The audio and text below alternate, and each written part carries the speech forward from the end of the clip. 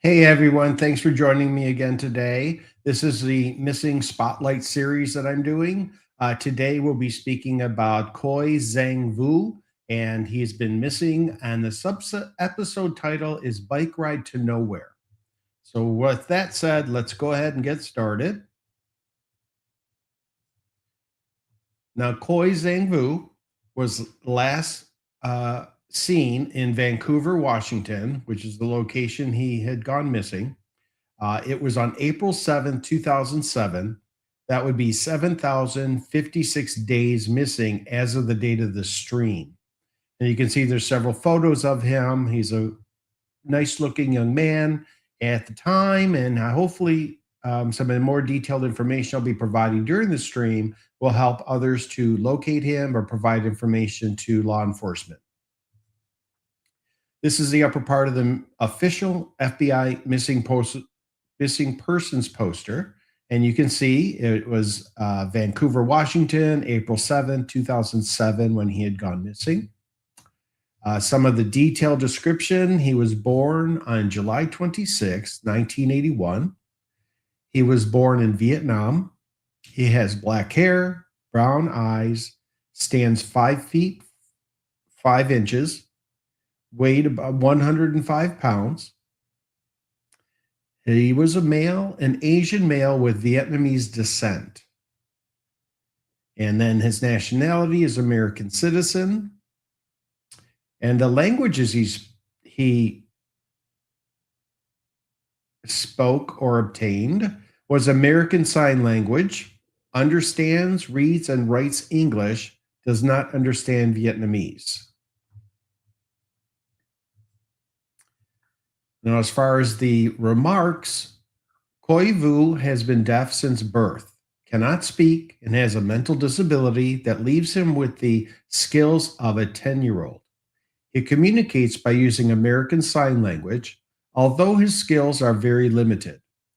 Vu does communicate through writing and by using general hand signals, and since he was very outgoing, he may approach anyone.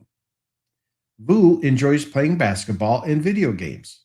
He is familiar with the Albertsons grocery store in his neighborhood and may confuse other Albertsons stores with that one. Although born in Vietnam, Vu is an American citizen who understands, reads, and writes English. He does not understand Vietnamese. That's an emphasis for you, okay? Additionally, his right hand is slightly deformed.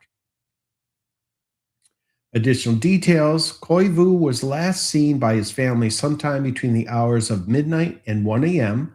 on the morning of April 7th, 2007, at the home which he shares with his family in Clark County, Washington.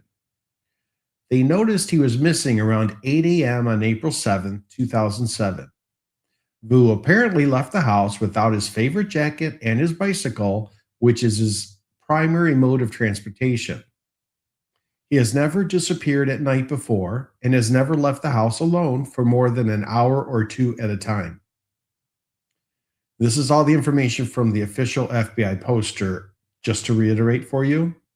And if you have any information concerning this person or Khoi Vu, please contact your local FBI office or the nearest American embassy or consulate.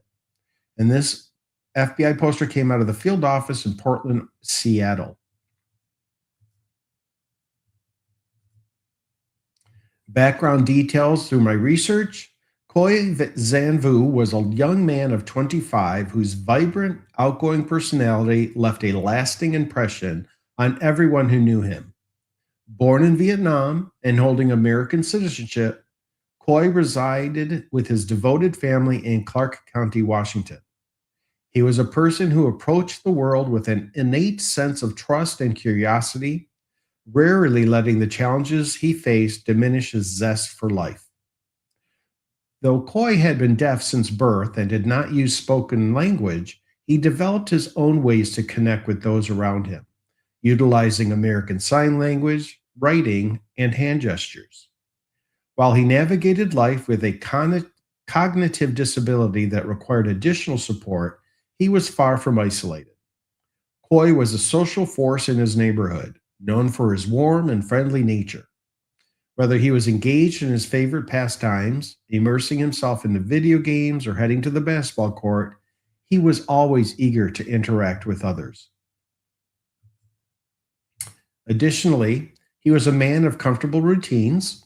He felt a deep sense of familiarity and safety within his local community, particularly at the neighborhood Albertsons, which he visited often. His independence was further reflected in his reliance on his bicycle, his primary mode of transportation, and a symbol of his autonomy. Khoi was a beloved son and family member who was fully integrated into his community. Communication Communicating through English as he did not speak Vietnamese. His disappearance remains deeply unsettling to those who loved him. It was fundamentally out of character for him to leave home in the middle of the night or to venture out alone for any extended period. Everything about his sudden absence stands in stark contrast to the life of the social, routine oriented, and cherished young man his family knew him to be.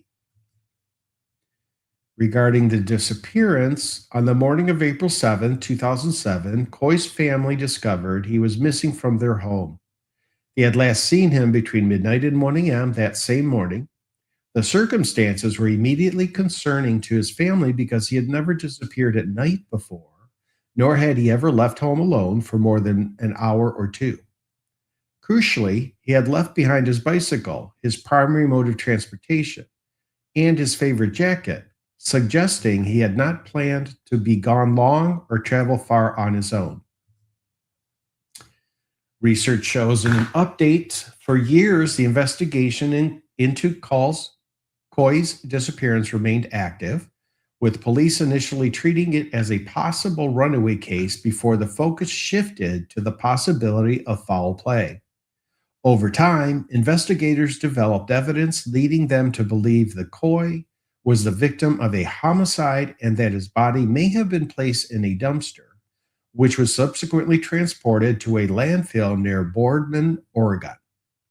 The Clark County Sheriff's Office had previously offered a $1,000 reward for information that could lead to an arrest or help locate him. As of 2026, the case remains open as authorities continue to seek answers regarding his potential kidnapping or murder. The bit more some contact. If you have any information regarding the disappearance of Khoi Zhang Vu, please reach out to the authorities to help bring answers to his family. You may provide information directly to the Clark County Sheriff's Office by calling their tip line at 877-274-6311 or by emailing the cold case unit at coldcase@clark.wa.gov. If you have time sensitive emergency information, please call 911. And as always, you can submit a tip through the contacting your local FBI office or your nearest American embassy or consulate. Also, you can submit a tip by calling 1-800-CALL-FBI, which is 1-800-225-5324. And also, you can submit an anonymous tip at their website, tips.fbi.gov. Additionally, we have several other links and phone numbers that you can contact. You can see the upper part is the national and international contacts for reporting and databases. They are followed by emergency reporting contacts such as immediate danger, call 911, federal U.S. cases, call 1-800-FBI, missing children, 1-800-THE-LOST, and U.S. citizens abroad, which you never know if this became international or not, since we have not located it yet. So I wanted to bring this one to your attention because it's been a while since he's been missing. The challenges with speaking languages, and I would hope that anyone who sees this stream or is aware of the FBI poster, the official one, that they may be able to share some information via the multiple phone numbers or websites I just provided you all. So please keep that in mind as you live through your day and your life. And remember that one share could bring someone home. So if you have any information, no matter how big or how small, please contact law enforcement either in your area or at one of the contacts I gave you in the stream. And I thank you all for joining me. Your views, comments, and conversations are always appreciated. And if you could subscribe, it's free and it helps me grow my channel. So I want to thank you all for spending time with me on this missing persons case in this series. And I'll see you the next time. Thank you so much. Bye now.